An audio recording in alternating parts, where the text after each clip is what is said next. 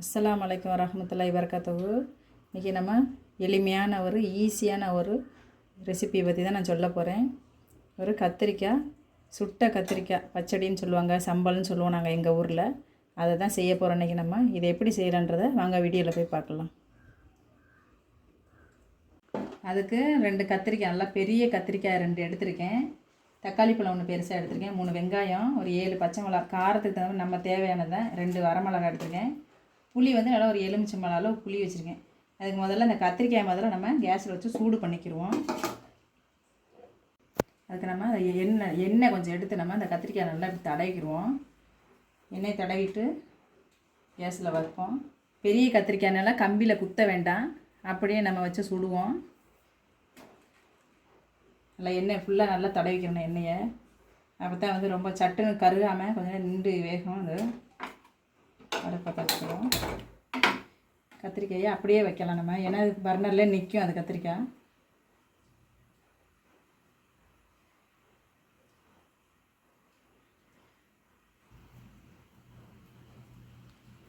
ரெண்டு கத்திரிக்காயும் இப்படி வச்சுருக்கேன். கொஞ்சம் நேரம் பொறுத்து நம்ம இப்படி திருப்பிக்குவோம். திருப்பி வச்சு சுடுவோம். சின்ன கத்திரிக்காய் இருந்தால் இப்படி வைக்காதீங்க. சின்ன கத்திரிக்காய் இருந்தால் இந்த மாதிரி கம்பி எடுத்து அதில் குத்தி அப்படியே சுட்டுக்குருங்க. பெரிய கத்திரிக்காயில் நான் அப்படி வச்சுருக்கேன். நல்லா தோலெல்லாம் நல்லா கருகட்டும். தோல் நல்லா கருகினாலும் உள்ள கத்திரிக்காய் நல்லாயிருக்கும். தோல் மேலே ஃபுல்லாக கருகணும். அப்போ தான் உள்ளே இருக்க கத்திரிக்காய் வந்து வெந்திருக்கும் நல்லா. நம்ம இதை திருப்பி சுட வைப்போம்.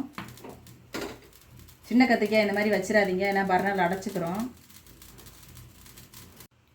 சுட்டுருச்சு நல்லா கத்திரிக்காய். நம்ம இப்போ அதாவது இப்படி எடுத்து தண்ணியில் போட்டுருவோம். அதை பச்சை தண்ணியில் போட்டுறணும். போட்டுட்டு மறுபடியும் இந்த தக்காளியுமே அதே மாதிரி நம்ம சுட்டுக்கிறோம். அந்த தக்காளியை மட்டும் இப்படி கம்பியில் வச்சு இப்படி சுட்டுக்குருவோம். அதையும் கொஞ்சம் நேரம் அப்படி சுட்டுட்டா தான் தோல் உரிக்க வரும். தோல் உரிச்சிட்டோம்னாக்கா நம்மளுக்கு வந்து நல்லா பிணையிறதுக்கு நல்லா ஈஸியாக இருக்கும்.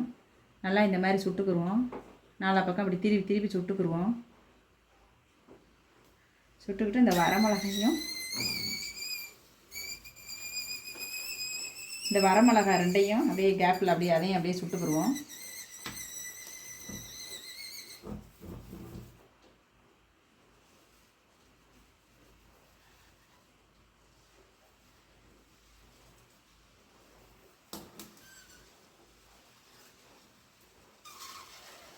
போதும், அவ்வளோதான், சுட்டாச்சு. அதையும் நம்ம தண்ணியில் போட்டுக்குருவோம். நல்லா சுட்டுருச்சு. போதும். இப்போ நம்ம இதை ஆஃப் பண்ணிவிட்டு இதையும் தண்ணியிலே போட்டுருவோம். நம்ம தண்ணியில் போட்டு ஆறட்டும். ஆறினோன்னே நம்ம அதை வந்து தோலெல்லாம் உரிக்கணும். கொஞ்சம் நேரம் ஆறட்டும். அதுவரை நம்ம இந்த வெங்காயம் பச்சை மிளகாலாம் கட் பண்ணிட்டு வந்துடுவோம். இப்போ நம்ம அதை வந்து இந்த தோல்லாம் ஆறிடுச்சு. தோல்லாம் அழகாக வந்துடும். தோல்லாம் நல்லா உரித்து எடுத்துருவோம். உரிச்சு எடுத்து கழுகிட்டோம்னா இந்த கருப்பு தோலெல்லாம் போயிடும். பாருங்கள், அழகாக வெந்துருச்சு.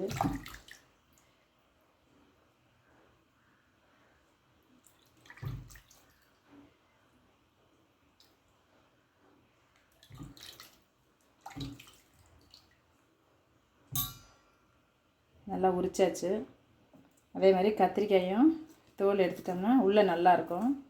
வெளியே மட்டும்தான் இந்த மாதிரி இருக்கும். இந்த தோல் மொத்தம் எடுத்துட்டோம்னா உள்ளே கத்திரிக்காய் நல்லாயிருக்கும். இப்போ வந்து நம்ம தோல்லாம் பாருங்கள் அழகாக உரிச்சிருக்கேன். நல்லா வெந்து வந்திருக்கு.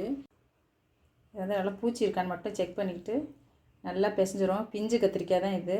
கத்திரிக்காய் பெருசாக இருக்கேன்னு முத்தம் நினைக்காதீங்க, பிஞ்சாக தான் இருக்குது. ஏன்னா எங்கள் ஊரில் அது பிஞ்சாக கிடச்சிருக்கு. நல்லா இப்படி பிசைஞ்சுக்கிறோம். கையில் தக்காளி பழத்தையும் சேர்த்து எல்லாத்தையும் நல்லா கரைச்சிக்கிறோம். அப்படி இது கூடவே நம்ம அந்த புளியை கரைச்சி வச்சுருக்கேன். அதையும் நல்லா இதை உள்ளே ஊற்றிடுவோம். இந்த வெங்காயத்தையும் அரிஞ்சு வச்சுருக்கேன். அதையும் இது கூடவே சேர்த்துருவோம். எல்லாத்தையும் பச்சை மிளகா, அந்த வர மிளகாயும் அரிஞ்சு வச்சுருக்கேன். அதையும் இது கூட சேர்த்துருவோம். உப்பு போட்டுக்குருவோம். அதில் உப்பு நம்ம தேவையானதை பார்த்து போட்டுக்குருவோம். போட்டுட்டு நல்லா கலக்கிடுவோம். கலக்கிட்டு இதை வந்து நம்ம தாளிக்கணும். தாளிச்சிட்டா முடிஞ்சு. ஒரு பாத்திரம் வச்சுக்கலாம். அதுக்கு சட்டி சுட்டுருச்சு. கொஞ்சம் ஒரு 2 டேபிள் ஸ்பூன் எண்ணெய் ஊற்றிக்கிறோம். அதில் சட்டிக்கு வந்து ஒரு 1/2 ஸ்பூன் உளுந்து உளுந்து போட்டுக்கிறோம். அதில் வேறு தாளிப்பெல்லாம் ரொம்ப கிடையாது, வெறும் கடுகு உளுந்து கருவேப்பிலை மட்டும்தான் தாளிப்பு. இதில் கடுகையும் ஒரு அரை ஸ்பூன் கடுகும் அது கூட சேர்த்துருவோம். ரெண்டு நல்லா பொரியட்டும். கருவேப்பிலையும் அதை கூட சேர்த்துக்கிறோம். சேர்த்துட்டு நம்ம இந்த கலந்து வச்ச இது எல்லாத்தையும் அப்படியே ஊற்றிடுவோம்.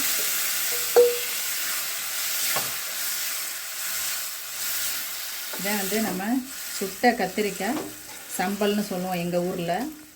இது ஒரு தடவை கண்டிப்பாக செஞ்சு பாருங்கள், ரொம்ப நல்லாயிருக்கும். தயிர் சாப்பாடு, சாம்பார் சாப்பாடுலாம் ரொம்ப அருமையாக இருக்கும். இதுதான் சுட்ட கத்திரிக்காய் கடைசல்னு சொல்லுவாங்க. இது வந்து நல்லா கொதிக்கட்டும். இந்த வெங்காயம் கொஞ்சம் வேகிற அளவுக்கு கொதிக்கட்டும். ஏன்னா இது நைட்டு வரை இருந்தாலும் ஒன்றும் கெடாது. இதை பச்சையாகவும் அப்படியே நீங்கள் பிசைஞ்சு பச்சையாகவும் அப்படியே சாப்பிட்லாம், அதுவும் சூப்பராக இருக்கும். இந்த மாதிரி தாளித்து கொதிக்க வச்சோம் சாப்பிட்லாம், எப்படி வேணாலும் சாப்பிட்லாம். ஆனால் கொதிக்க வச்சிட்டாக்கா அந்த பச்சை வெங்காய ஸ்மெல் வந்து ஒரு சிலருக்கு பிடிக்காது. அதெல்லாம் கொதிக்க வச்சு சாப்பிட்டோம்னா சூப்பராக இருக்கும். கண்டிப்பாக இந்த ரெசிபி வந்து ட்ரை பண்ணி பாருங்கள், நல்லா இருக்கும். ரெடி ஆயிடுச்சு, பச்சை வாசனை போயிடுச்சு, வெங்காயம் கொஞ்சம் வெந்துருச்சு. இப்போ நம்ம அடுப்பு ஆஃப் பண்ணிடலாம். இதெல்லாம் கூட சாப்பிட்லன்னா சாம்பார் சாப்பாடு, தயிர் சாப்பாடு, இந்த மாதிரி ஒரு தயிர் சாப்பாடு கூட சாப்பிடும்போது ரொம்ப அருமையாக இருக்கும். இதை கண்டிப்பாக செஞ்சு பாருங்கள். கண்டிப்பாக செஞ்சு பார்த்துட்டு எனக்கு கமெண்ட் பண்ணுங்கள், சப்ஸ்கிரைப் பண்ணுங்கள். சப்ஸ்கிரைப் பண்ணாதவங்களாக இருந்தாலும் சப்ஸ்கிரைப் பண்ணிக்கிறேங்க. பண்ணவங்களுக்குலாம் ரொம்ப தேங்க்ஸ்.